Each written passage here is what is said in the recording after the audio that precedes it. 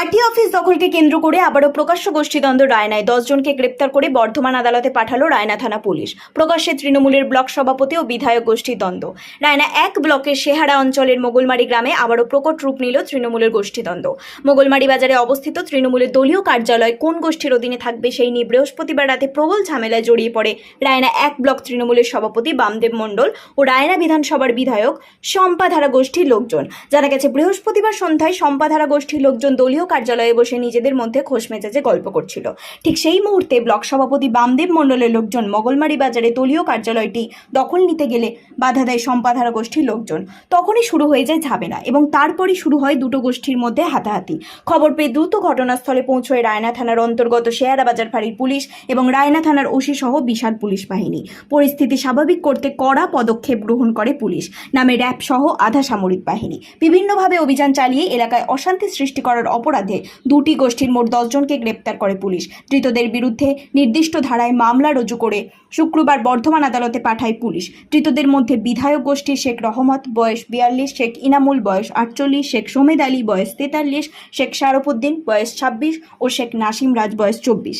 ধৃতদের মধ্যে ব্লক সভাপতি গোষ্ঠীর শেখ লিয়াকত আলী বয়স 22, শেখ মাসুদ আলী বয়স 25, রহিম মণ্ডল বয়স 51, শেখ মশরত আলী বয়স 53 এবং শেখ নুরুল হোসেন বয়স 32।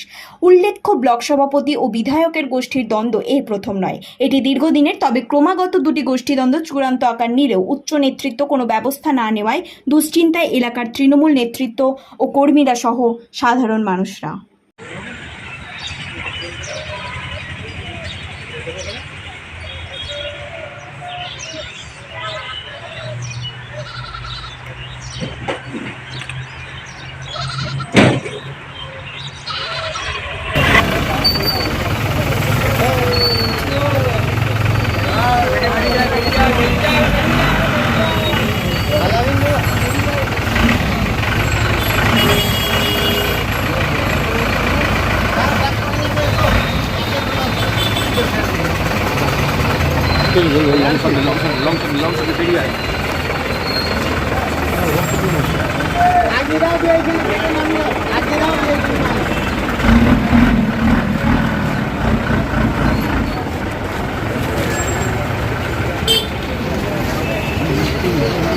রায়না তো জিজ্ঞেস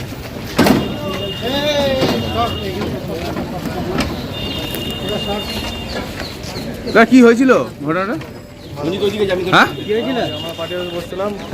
কোন পার্টি অফিসে বসেছিলেন? দিয়ে তারপর